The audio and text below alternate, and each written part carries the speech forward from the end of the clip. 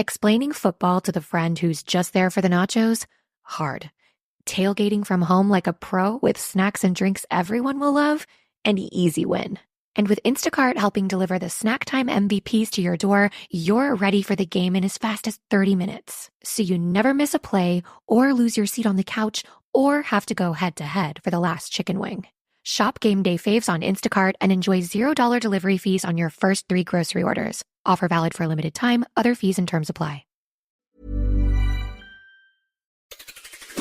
On today's Smart 7, Labour's new bill promotes workers' rights, Zelensky visits Downing Street and much more. It's Friday 11th of October. It's World Egg Day and happy birthday, Dawn French. The Smart 7. It's news, but not the news.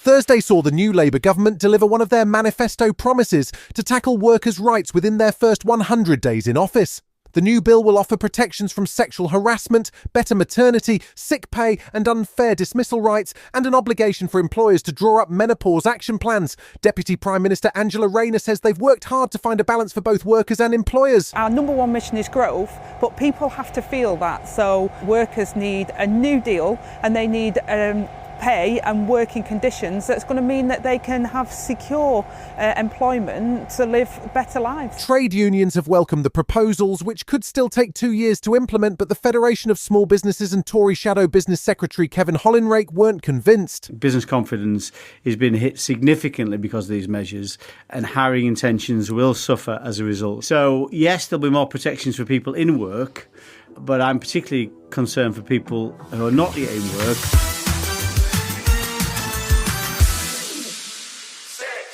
It hasn't been a good week for Ukrainian President Zelensky, who saw his much-anticipated European summit at which he was due to present his victory plan postponed.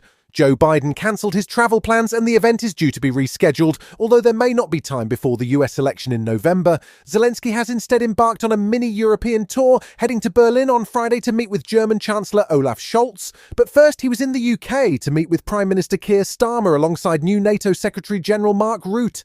Zelensky gave Starmer a preview of the victory plan. We've been meeting all morning, going through the plan for victory, and so to have this opportunity to join up and have a trilateral meeting is very special and very important to us, so thank you very much.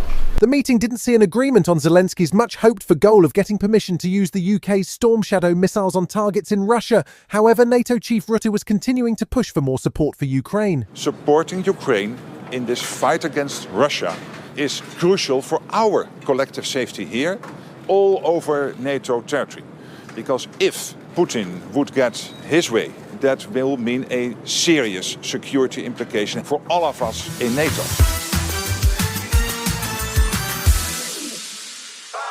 Israel continued to strike targets in Beirut on Thursday, with at least 22 killed and over 100 wounded as the IDF targeted Hezbollah leader Wafiq Safar. A new UN report has accused Israel of relentless and deliberate attacks on medical facilities in Gaza, which is the war crime of extermination. The full report is due to be presented to the UN on October 30th. Meanwhile, there's been increasing international pressure over Israel's new war in Lebanon, with France expressing concern that its peacekeeping troops on the ground appear to have been targeted. The Unified Peacekeeping Force has found itself in real danger this week, and spokesperson Andrea Tenenti says the violence needs to stop. It's not only important for the mission to be here, but it's also important at the moment for the international community to find a political and a diplomatic solution to this conflict. There is no military solution, and it's very relevant at the moment for everyone to step in.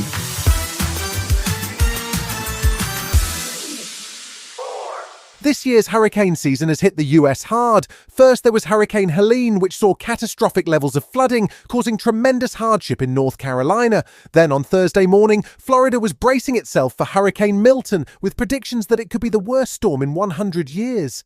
Joe Biden cancelled foreign trips and the Federal Emergency Management Agency had resources on standby, but the storm calmed somewhat. And while it did still cause deaths, along with flooding and damage, it wasn't as bad as had been feared.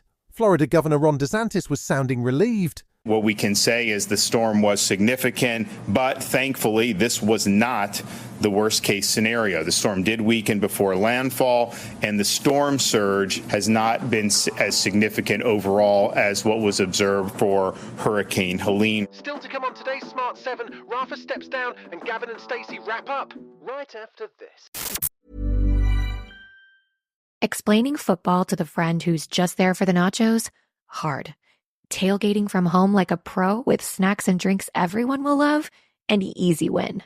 And with Instacart helping deliver the snack time MVPs to your door, you're ready for the game in as fast as 30 minutes. So you never miss a play or lose your seat on the couch or have to go head to head for the last chicken wing.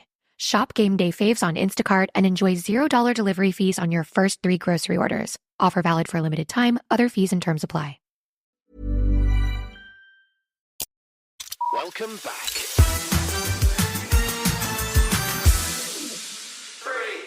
There was plenty of sporting drama on Thursday as England's cricketers Joe Root and Harry Brooks stacked up an incredible score of 454 runs between them in Pakistan.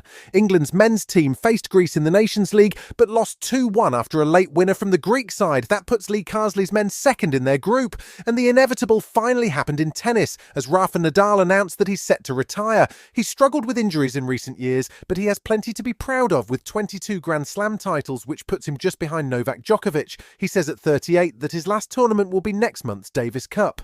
The reality is, it has been some difficult years, these last 2 especially. I don't think I have been able to play without limitations. It's obviously a difficult decision, but in this life, everything has a beginning and an end.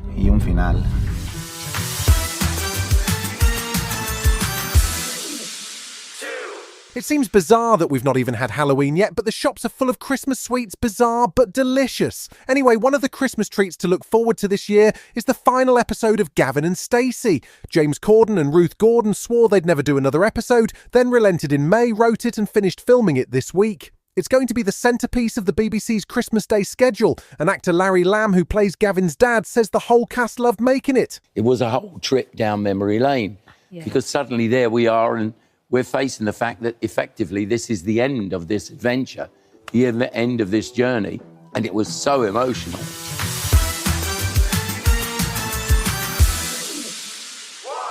If you've ever stayed in one of those hotels that has stacks of old trashy novels, then you'll be delighted to hear the 80s blockbuster is making a comeback, but this time as TV shows. First we had the glossy Disney Plus series Rivals, based on Jilly Cooper's Bonkbuster. Now we're getting a TV series based on Frederick Forsyth's The Day of the Jackal. If you can't remember, it's a very 80s thriller about an assassin which has already had a movie version with Bruce Willis in a questionable blonde wig. Eddie stars as ruthless British assassin The Jackal alongside Lashana Lynch, and it hits Sky in November. There's only so much I can do to protect you. I will find him and I will kill him myself. One man is not worth all this loss. I like to win. So do I. You've been listening to The Smart 7. We'll be back tomorrow at 7 a.m. Hit that follow button and have a great day. Give us 7 minutes, we'll give you the world. At 1-800-Flowers.com, we know that connections are at the heart of being human. Whether celebrating life's joys or comforting during tough times, 1-800-Flowers helps you express what words can't. For nearly 50 years, millions have trusted 1-800-Flowers to deliver thoughtful gifts that help create lasting bonds. Because it's more than just a gift. It's your way of showing you care. Visit 1-800-Flowers.com/ACAST and connect today. That's 1-800-Flowers.com/ACAST.